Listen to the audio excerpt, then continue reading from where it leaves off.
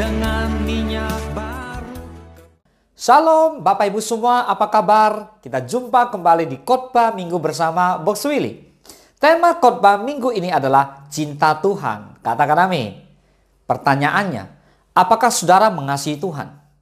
Apakah saudara mencintai Tuhan lebih dari apapun? Saudaraku, kasih dan cinta kepada Tuhan tidaklah cukup dengan berkata aku mengasihi Tuhan, atau aku mencintai Tuhan, atau I love you Jesus, atau berseru dengan suara lantang Tuhan, Tuhan. Saudara, mengasihi Tuhan membutuhkan bukti nyata.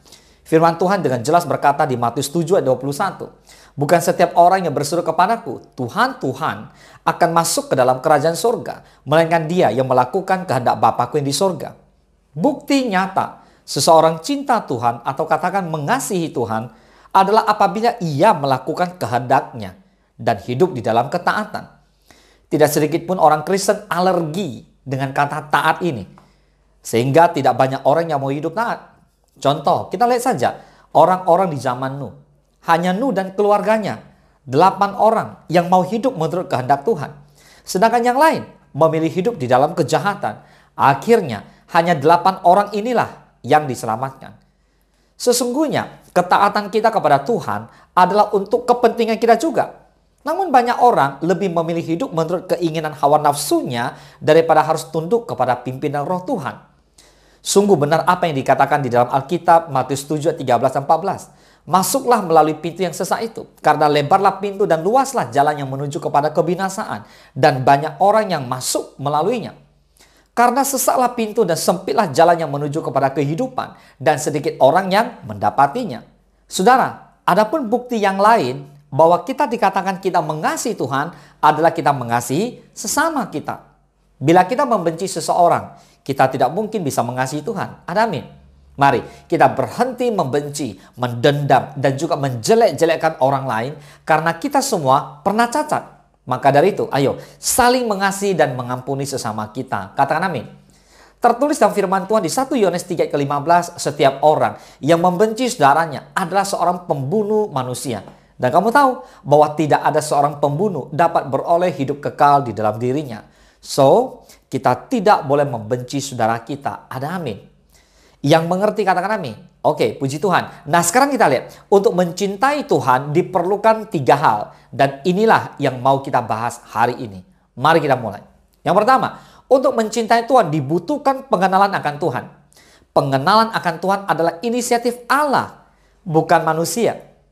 Tuhan telah memperkenalkan dirinya melalui firman-Nya. Namun, Tuhan juga memperkenalkan dirinya melalui pengalaman-pengalaman kita selama ini. Roma 11 ayat ke-36. Sebab segala sesuatu adalah dari Dia, dan oleh Dia, dan kepada Dia. Bagi Dialah kemuliaan sampai selama-lamanya. Nah, ayat ini menjelaskan bahwa setiap peristiwa yang kita alami adalah dari Dia, dan tujuannya adalah untuk kemuliaan Dia. Berarti, kita dapat melihat kemuliaan Allah dari setiap kejadian-kejadian yang kita alami. Tetapi harus terlebih dahulu memiliki pemahaman dasar tentang Allah dari Alkitab. Supaya pemahaman tersebut menjadi kacamata kita untuk melihat Allah dalam setiap peristiwa-peristiwa yang kita alami. Sehingga kita semakin mengenal Allah melalui peristiwa-peristiwa tersebut dan kita semakin mencintai dan mengasihi Tuhan. Katakan amin. Roma 8 ayat 28 dikatakan kita tahu sekarang bahwa Allah turut bekerja dalam segala sesuatu untuk mendatangkan kebaikan bagi mereka yang mengasihi Dia, yaitu bagi mereka yang terpanggil sesuai dengan rencana Allah. Orang Israel memiliki pengalaman dengan Tuhan sehingga mereka mengenal Tuhan. Demikian juga kita. Kita memiliki pemahaman tentang Tuhan dari firman-Nya. Dan semakin diperkuat melalui pengalaman-pengalaman yang dibuatnya untuk kita. Supaya kita dapat mengenal Tuhan lebih lagi melalui pengalaman kita dengan Tuhan. Ada amin. Namun itu semua butuh waktu. Seperti orang Israel membutuhkan 40 tahun untuk dapat mengenal Tuhan. Katakan amin. Itu yang pertama. Nah, yang kedua, untuk mengenal Tuhan dan akhirnya mencintai Tuhan membutuhkan yang namanya waktu. Saudara, nikmatilah apa yang menjadi berkat Tuhan. Namun, kita harus mengerti bahwa waktu yang Tuhan berikan kepada kita semua terbatas. So, selagi ada waktu, cintailah Tuhan, kasihilah Tuhan Allahmu dengan segenap hatimu, dengan segenap jiwamu, dengan segenap kekuatanmu, dan segenap akal budimu. Katakan amin. Saudara, karena pengenalan akan Tuhan adalah inisiatif Allah, maka yang tahu berapa lama waktu yang dibutuhkan untuk membuat kita mengenal Tuhan adalah hanya Tuhan. Tuhan mengetahui bahwa 40 tahunlah waktu yang pas buat mengubah orang Israel, sehingga menjadi insaf dan mencintai Tuhan. Amin. Demikian juga dengan kita. Hanya Tuhan yang tahu berapa lama dibutuhkan waktu untuk membuat kita mengenal Allah, dan akhirnya dengan satu kemauan dari diri kita lah, kehendak kita sendiri tanpa paksaan, dan kita memilih untuk mencintai Tuhan. Amin. Saudara, Tuhan menciptakan kita memiliki kehendak bebas atau kemampuan untuk memilih. Karena itulah Tuhan mau kita mencintai Dia dari keputusan kita sendiri atau pilihan kita sendiri. Dengan inisiatif dari Tuhan, memakai peristiwa-peristiwa atau penyebab-penyebab dalam kurun waktu yang telah ditentukannya, yang pada akhirnya mengantarkan kita dengan sadar dan tanpa paksaan memilih untuk mencintai Tuhan. Tetapi ada juga bagian kita. Kita harus ambil bagian yang harus kita lakukan. Kita harus baca firman. Kita harus melayani Tuhan. Jangan tenang-tenang saja. Kita harus mengasihi Tuhan. Kita harus mengasihi sesama. Karena lewat itulah kita semakin mengenal Tuhan dan semakin mencintai Tuhan. Katakan amin. Yang ketiga, untuk mengenal Tuhan dan akhirnya mencintai Tuhan membutuhkan ingatan kita untuk mengingat kembali peristiwa-peristiwa yang telah terjadi. Musa menceritakan peristiwa-peristiwa yang telah terjadi kepada seluruh umat Israel dan mengajak mereka untuk mencintai Tuhan. Demikian juga dengan kita. Mari kita kembali mengingat akan kebaikan-kebaikan Tuhan yang telah kita alami. Jika sampai sekarang kita masih hidup, itu adalah kebaikan Tuhan. Dan kebaikan Tuhan yang terbesar adalah kita yang seharusnya dibinasakan, tetapi telah diselamatkan melalui iman kita kepada Yesus. Yaitu iman adalah pemberian Allah melalui kelahiran baru. Dan kelahiran baru adalah karya Tuhan sendiri. Katakan amin. So, iman kita tidak menjadi sia-sia. Karena keselamatan kita itu pasti.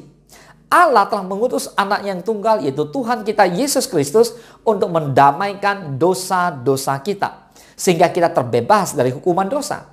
1 Yohanes 4 ayat ke-10 dikatakan, inilah kasih itu. Bukan kita yang telah mengasihi Allah, tetapi Allah yang telah mengasihi kita dan yang telah mengutus anaknya sebagai pendamaian bagi dosa-dosa kita. So, kasihlah Tuhan, mengasihilah sesama. Inisiatif Allah yang duluan mengasihi kita. So, sewajarnya, seharusnya, selayaknya kita harus mengasihi Tuhan dengan segenap hati kita. Katakan amin. Roma 8 ayat pertama dikatakan, demikianlah sekarang tidak ada penghukuman bagi mereka yang ada di dalam Kristus Yesus. Amin. Lalu 2 Korintus 5 ayat ke-21. Dia yang tidak mengenal dosa telah dibuatnya menjadi dosa karena kita, supaya dalam dia kita dibenarkan oleh Allah. Katakan amin.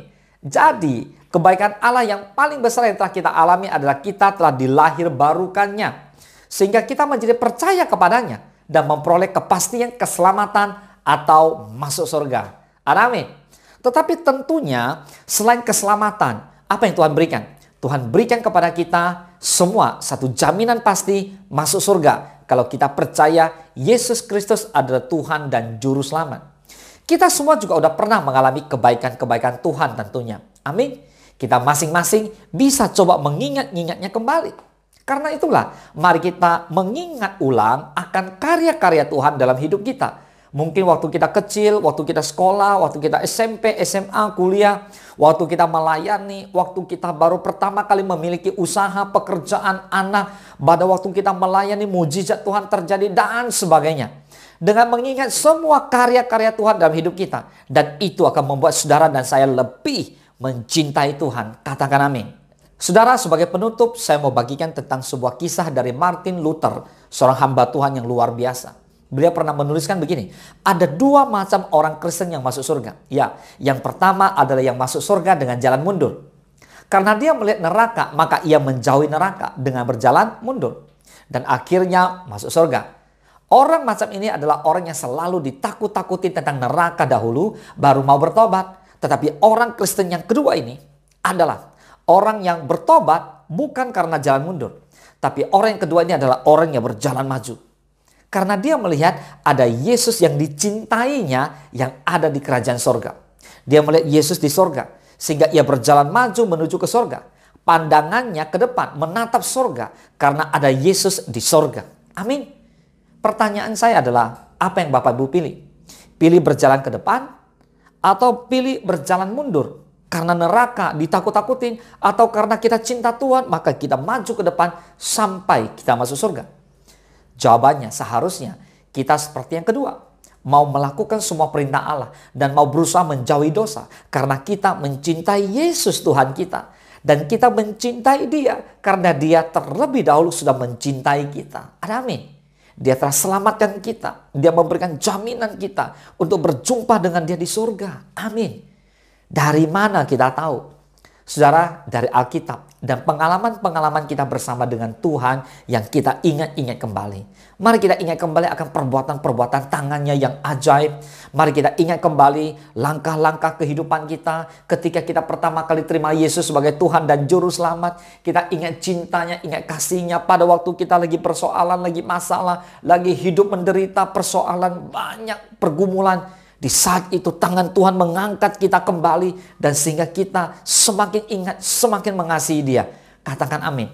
Mari ingat-ingat kembali akan semua perbuatan tangannya dan kembali mengambil langkah mencintai Tuhan dengan segenap hati, dengan segenap jiwa dan dengan segenap kekuatan kita. Katakan amin. Mari Bapak Ibu semua, anak-anak Tuhan yang sungguh-sungguh cinta dengan Tuhan. Saya mengajak Bapak Ibu semua untuk kita berdoa bersama-sama. Bapa di dalam surga, terima kasih Tuhan Yesus. Kami belajar untuk mencintai Tuhan. Kami mau belajar untuk mengenal Tuhan. Karena lewat pengenalan akan Tuhan, yang akan membuat kami semakin mengenal, semakin cinta. Kami mau baca Alkitab, kami mau tekun. Kami tahu Tuhan, semakin hari semakin nyata cinta-Mu, kasih-Mu atas setiap kami. Oh Tuhan, Kau berkati para suami, para istri dan anak muda dan anak-anak. Bila mereka di sekolah, di rumah, di dalam pekerjaan, semua mengandalkan Tuhan. Semua mencintai Tuhan. Biarlah Tuhan Yesus Engkau semakin nyata dalam hidup mereka. Sehingga mereka dalam hidup ini memilih, mengambil keputusan untuk mencintai Tuhan dengan segenap hati, segenap jiwa dan segenap kekuatan. Terima kasih Bapa, terpujilah nama Tuhan. Hanya di dalam nama Tuhan Yesus Kristus kami berdoa dan bersyukur. Haleluya. Mari sama-sama katakan amin. Selamat hari Minggu. Tuhan Yesus memberkati. Engkau sediakan hidangan di hadapan lawanku. Engkau mengurapi kepalaku dengan minyak baru. Ku sembah Kau Tuhan, ku sembah Kau Yesus, ku tinggikan nama-Mu di atas segalanya. Ku sembah Kau Tuhan, ku sembah Kau Yesus, ku tinggikan nama-Mu.